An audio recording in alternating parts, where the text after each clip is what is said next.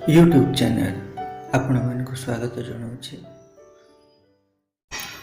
महाभारत युद्ध समय श्रीकृष्ण और अर्जुन कथबार्ता को श्रीमद् भगवत गीता बोली कहुए।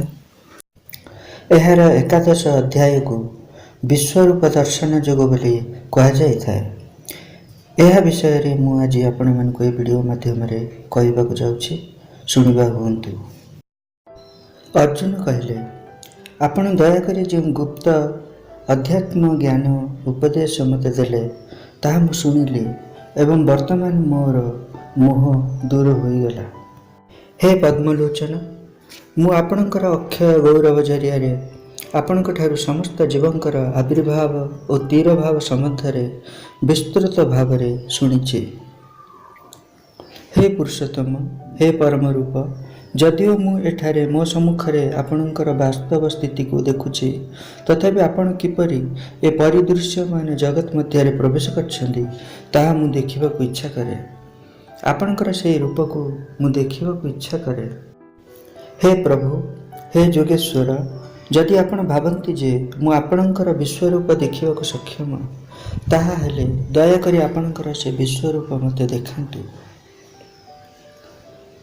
श्री भगवान कहले, हे मोर प्रिय अर्जुन, हे पृथ्वी पुत्र, समुद्र पर विभिन्न रंगरे रंजित मोर विभिन्न प्रकार सहस्र सहस्र दिव्य रूप मोर ऐश्चर्य देख। हे भरत श्रेष्ठ, आदित्य रुद्र एवं समस्त देवतांकर विभिन्न प्रकाशमान एठारे देख, जहा कहीं आगुरु देखी नहीं कि शुणी नहीं। से सब अनेक आश्चर्यजनक जिनिस एठारे देख। तुम्हें जहाँ देखा इच्छा करुछ ता संगे संगे शरीर रे देखिपार। ए विश्वरूप सब तुमको देखाइब। तुम्हें वर्तमान जहाँ कहूछ ताहा देखिपार, पुणी जहाँ भविष्य इच्छा करिब ताहा मध्य देखिपार। सबू एठारे संपूर्ण रूप अच्छी। तुम्हार ए चक्षुरे तुम्हें मत देखिपार नहीं, तेणु मु तुमको दिव्य चक्षु देउछि, जहाँ साहाय्य तुम्हें मोर जोगेश्वर रूप देखिपर। संजय कहले, हे राजन, एहीपरि कही महाजोगेश्वर परम पुरुष भगवान अर्जुन को तांकर विश्वरूप देखाइले। अर्जुन विश्वरूप अनंत मुख एवं अनंत चक्षु थिबार देखिले। यह अत्यंत आश्चर्यजनक। रूपटी विभिन्न दिव्य एवं सुंदर उज्ज्वल अलंकार रे आभूषित होइथिला एवं विभिन्न पोशाक द्वारा आवृत होइथिला। से सुंदर चमत्कार माला धारण करथिले एवं विभिन्न प्रकार सुगंध तांका शरीर रे लिपा होइथिला। सबु अति चमत्कार देखा जाउथिला एवं सबु अनंत एवं सर्वपरिव्यापक होइथिला। अर्जुन यह देखिले। जदि आकाश रे एक संगे शह शह हजार हजार सूर्य उदित होती, तेबे सेमानक ठारू जेपरि ज्योति निर्गत हेबो, सेहीपरि विश्वरूप थिबा परम पुरुष भगवान ठारू ज्योति निर्गत हेउतिला। से समय रे अर्जुन देखिले जे जदिओ जगत हजार हजार भाग रे विभक्त होइछि, तथापि एक स्थान रे ताहा अनंत विस्तृति लाभ करछि। तापर अर्जुन अत्याश्चर्य होई भाव विह्वल हो पड़े एवं तांका शरीर रे रोमांच जात है।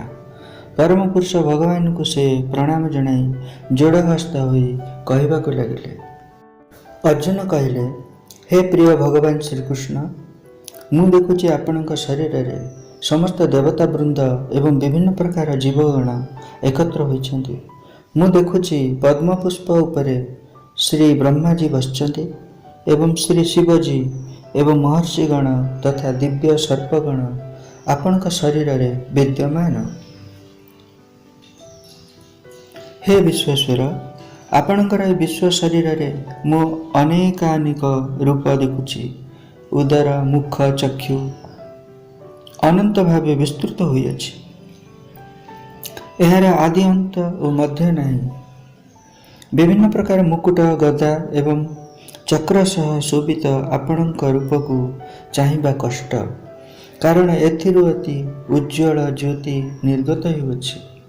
ଏହା ସୂର୍ଯ୍ୟଙ୍କ ପରି ଅତ୍ୟନ୍ତ ପ୍ରଦୀପ୍ତ ଏବଂ ଅକଳନୀୟ ଅଟେ। ଆପଣ ପରମ ଲକ୍ଷ୍ୟ, ସମସ୍ତ ବ୍ରହ୍ମାଣ୍ଡରେ ଆପଣ ସର୍ବୋତ୍ତମ, ଆପଣ ଅବ୍ୟୟ ଏବଂ ଆପଣ ପୁରାଣ ପୁରୁଷ, ଆପଣ ଧର୍ମ ରକ୍ଷାକର୍ତ୍ତା, ଆପଣ ସନାତନ ପୁରୁଷ ଭଗବାନ ଅଟନ୍ତି। ଆପଣ ହେଉଛନ୍ତି ମୂଳ, ଆପଣଙ୍କର ଆଦି ଅନ୍ତ ଓ ମଧ୍ୟ ନାହିଁ।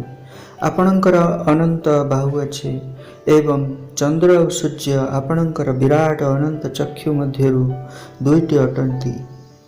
ଆପଣଙ୍କର ଶ୍ୱେତେଜ ଦ୍ୱାରା ଆପଣ ଏ ସମଗ୍ର ବ୍ରହ୍ମାଣ୍ଡକୁ ଉତ୍ତପ୍ତ କରୁଛନ୍ତି।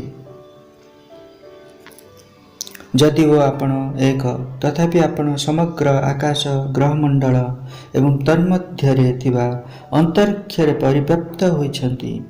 ହେ ମହାତ୍ମା, ମୁଁ ଏହି ଭୟଙ୍କର ରୂପ ଦେଖୁଛି। ମୁଁ ଦେଖୁଛି ଲୋକସମୂହ ଖୁବ୍ ବ୍ୟଥିତ ହୋଇ ପଡ଼ିଛନ୍ତି। ସମସ୍ତ ଦେବତା ଆପଣଙ୍କ ଠାରେ ଆତ୍ମସମର୍ପଣ କରୁଛନ୍ତି ଏବଂ ଆପଣଙ୍କ ମଧ୍ୟରେ ପ୍ରବେଶ କରୁଛନ୍ତି। ସେମାନେ ଅତ୍ୟନ୍ତ ଭୀତତ୍ରସ୍ତ ହୋଇ ପଡ଼ିଛନ୍ତି ଏବଂ ଯୋଡ଼ହସ୍ତ ହୋଇ ବୈଦିକ ମନ୍ତ୍ର ଆବୃତ୍ତି କରୁଛନ୍ତି। ଶ୍ରୀ ଶିବଜୀଙ୍କର ବିଭିନ୍ନ ପ୍ରକାଶ, ଆଦିତ୍ୟଗଣ, ବସୁଗଣ, ସାଧ୍ୟଗଣ, ବିଶ୍ୱଦେବଗଣ, ଅଶ୍ୱିନୀ କୁମାର ଦ୍ୱୟ, ମରୁତଗଣ, ପିତୃପୁରୁଷଗଣ ଏବଂ ଗନ୍ଧର୍ବଗଣ, ଯକ୍ଷଗଣ, ଅସୁରମାନେ ଏବଂ ସିଦ୍ଧ ଦେବବୃନ୍ଦ, ଏମାନେ ସମସ୍ତେ ଅତି ଆଶ୍ଚର୍ଯ୍ୟରେ ଆପଣଙ୍କୁ ଦେଖୁଛନ୍ତି। ହେ ମହାବାହୁ, ସମସ୍ତ ଲୋକ ସେମାନଙ୍କର ଅଧିବାସୀ ଦେବତାମାନଙ୍କ ସହ ଆପଣଙ୍କର ଅନେକ ମୁଖ, ଚକ୍ଷୁ, ବାହୁ, ଉଦର, ପାଦ ଏବଂ ଭୟଙ୍କର ଦନ୍ତରାଜି ଦେଖି ଖୁବ୍ ବ୍ୟଥିତ ଓ ଭୀତତ୍ରସ୍ତ ହୋଇପଡ଼ିଛନ୍ତି। ଯେଣୁ ସେମାନେ ବ୍ୟଥିତ ହୋଇପଡ଼ିଛନ୍ତି, ତେଣୁ ମୁଁ ମଧ୍ୟ ବ୍ୟଥିତ ହୋଇପଡ଼ିଛି। ହେ ସର୍ବବ୍ୟାପକ ବିଷ୍ଣୁ, ମୁଁ ମୋର ମାନସିକ ସମତା ରକ୍ଷା କରିପାରୁନାହିଁ।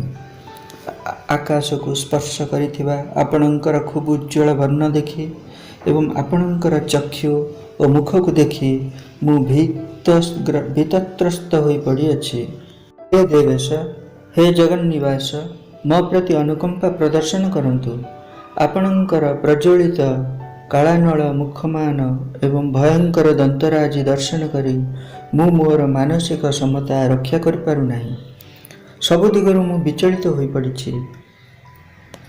ଧୃତରାଷ୍ଟ୍ରଙ୍କର ସମସ୍ତ ପୁତ୍ର, ସେମାନଙ୍କର ସାଥୀ ରାଜାମାନଙ୍କ ସହ ଏବଂ ଭୀଷ୍ମ, ଦ୍ରୋଣ ଏବଂ କର୍ଣ୍ଣ ଏବଂ ଆମ ପକ୍ଷରେ ସମସ୍ତ ସୈନ୍ୟ ଆପଣଙ୍କ ମୁଖ ମଧ୍ୟରେ ଖୁବ୍ ଦ୍ରୁତ ଗତିରେ ପ୍ରବେଶ କରୁଛନ୍ତି ଏବଂ ଆପଣଙ୍କର ଭୟଙ୍କର ଦନ୍ତରାଜି ଦ୍ୱାରା ସେମାନଙ୍କର ମୁଣ୍ଡ ଚୂର୍ଣ୍ଣ ବିଚୂର୍ଣ୍ଣ ହୋଇଯାଉଛି। ମୁଁ ଦେଖୁଛି କେତେକ ଆପଣଙ୍କ ଦାନ୍ତ ସନ୍ଧିରେ ପଶି ଧ୍ୱଂସ ହେଉଛନ୍ତି। ଯେପରି ନଦୀମାନେ ସମୁଦ୍ର ଆଡ଼କୁ ପ୍ରବହମାନ, ସେହିପରି ସମସ୍ତ ବିଶିଷ୍ଟ ଯୋଦ୍ଧାଗଣ ଆପଣଙ୍କର ପ୍ରଜ୍ୱଳିତ ମୁଖମଣ୍ଡଳରେ ପ୍ରବେଶ କରି ଧ୍ୱଂସ ହେଉଛନ୍ତି। ମୁଁ ଦେଖୁଛି ଯେପରି ପତଙ୍ଗମାନେ ପ୍ରଦୀପ୍ତ ଅଗ୍ନି ମଧ୍ୟରେ ପ୍ରବେଶ କରନ୍ତି, ସେହିପରି ସମସ୍ତ ଲୋକ ଖୁବ୍ ଦ୍ରୁତ ଗତିରେ ଆପଣଙ୍କ ମୁଖ ମଧ୍ୟରେ ପ୍ରବେଶ କରୁଛନ୍ତି। ହେ ବିଷ୍ଣୁ, ମୁଁ ଦେଖୁଛି ଆପଣଙ୍କର ପ୍ରଜ୍ୱଳିତ ମୁଖ ସାହାଯ୍ୟରେ ଆପଣ ସବୁ ଲୋକଙ୍କୁ ଗ୍ରାସ କରୁଛନ୍ତି ଏବଂ ଆପଣଙ୍କର ଅକଳନୀୟ କିରଣ ସାହାଯ୍ୟରେ ସମଗ୍ର ବ୍ରହ୍ମାଣ୍ଡକୁ ଆଚ୍ଛାଦନ କରି ପକାଇଛନ୍ତି। ସମସ୍ତ ଲୋକକୁ ପ୍ରବ୍ୟଥିତ କରାଇ ଆପଣ ପ୍ରକାଶିତ ହୋଇଛନ୍ତି। ହେ ଦେବଦେବ, ଉଗ୍ରରୂପ, ଦୟାକରି କୁହନ୍ତୁ ଆପଣ କିଏ? ମୁଁ ଆପଣଙ୍କୁ ପ୍ରଣାମ ଜଣାଉଛି, ମୋ ପ୍ରତି କୃପା କରନ୍ତୁ। ମୁଁ ଜାଣେ ନାହିଁ ଆପଣଙ୍କର ଉଦ୍ଦେଶ୍ୟ କ'ଣ ଏବଂ ମୁଁ ଏହା ଶୁଣିବାକୁ ଇଚ୍ଛା କରେ। ଶ୍ରୀ ଭଗବାନ କହିଲେ, ମୁଁ କାଳ ଅଟେ, ମୁଁ ଜଗତମାନଙ୍କର କ୍ଷୟକାରୀ ଅଟେ ଏବଂ ସବୁ ଲୋକଙ୍କୁ ବିନାଶ କରିବାକୁ ମୁଁ ଆସିଛି। କେବଳ ତୁମ୍ଭମାନଙ୍କ ବ୍ୟତୀତ ଉଭୟ ପକ୍ଷର ସମସ୍ତ ଯୋଦ୍ଧା ବିନଷ୍ଟ ହେବେ। ତେଣୁ ଉଠ ଏବଂ ଯୁଦ୍ଧ କର। ଶତ୍ରୁମାନଙ୍କୁ ଜିଣି ସମୃଦ୍ଧିଶାଳୀ ରାଜ୍ୟ ଭୋଗ କରିବ। ସେମାନେ ମୋର ପୂର୍ବ ବ୍ୟବସ୍ଥା ଅନୁଯାୟୀ ମରିସାରିଛନ୍ତି ଏବଂ ହେ ସବ୍ୟସାଚୀ, ତୁମେ କେବଳ ଏ ଯୁଦ୍ଧରେ ନିମିତ୍ତ ମାତ୍ର ହୁଅ। ଭଗବାନ କହିଲେ, ଦ୍ରୋଣ, ଭୀଷ୍ମ, ଜୟଦ୍ରଥ ଓ କର୍ଣ୍ଣ ଆଦି ବିଶିଷ୍ଟ ଯୋଦ୍ଧାମାନେ ମରିସାରିଛନ୍ତି। କେବଳ ଯୁଦ୍ଧ କର ଏବଂ ଶତ୍ରୁମାନଙ୍କ ଉପରେ ବିଜୟ ହାସଲ କର। ସଞ୍ଜୟ କହିଲେ, ହେ ରାଜା, ପରମପୁରୁଷ ଭଗବାନଙ୍କ ଠାରୁ एकथा शुणी अर्जुन भीतत्रस्त होई थरी उठिले एवं जोड़हस्त होई प्रणाम कले एवं गदगद स्वर निम्नमते कहवाकू आरंभ कले। हे ऋषिकेश, आपणक नाम शुणी समग्र जगत खुशी हेउअछि एवं एहीपरि समस्ते आपणक प्रति आसक्त हेउछन्ति। जदिओ सिद्ध मानवगण आपणଙ୍କୁ भक्तिपूर्ण प्रणति जणाउछन्ति, तथापि राक्षस माने भीतत्रस्त होई एणे तेणे पलाई जाउछन्ति। एसबु ठीक भावे हेउअछि। हे महात्मा, आपण ब्रह्मांक ठारू गरियान एवं आपण आदि प्रभु। हे अनंत, सेमाने काहेकि आपणଙ୍କୁ नमस्कार करुनाहांती। हे जगन्निवास, आपण समस्तंकर अजय मूल अटंती, सर्व कारणर कारण अटंती एवं आपण एही भौतिक प्रकाशर बहु ऊर्ध्वरे अवस्थित। आपण आदिपुरुष परमेश्वर, आपण ए दृश्य जगतर एकमात्र शरण स्थान अटंती। आपण सबु जानती एवं आपण मध्य ज्ञेय अटंती। आपण ए त्रिगुणमयी भूत प्रकृतिर बहु ऊर्ध्वरे। हे अनंत रूप, ए समग्र दृश्य जगत आपणक द्वारा परिव्याप्त होइअछि।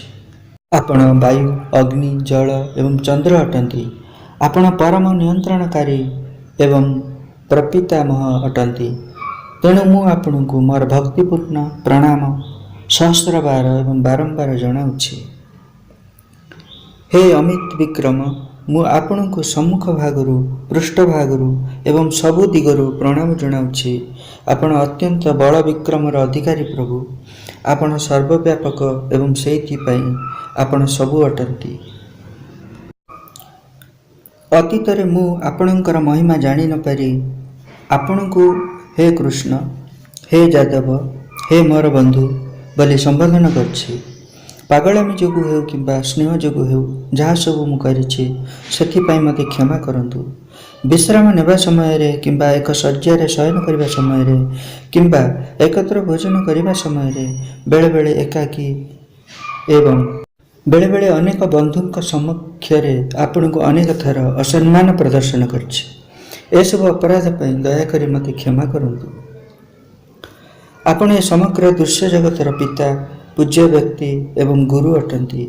आपणक सह केही समान नुहंती किंबा केही आपणक सह एक होई परिबे नहीं। ए त्रिजगतरे आपण अकलनीय अटंती। प्रत्येक जीवर पूज्य भगवान आपण अटंती।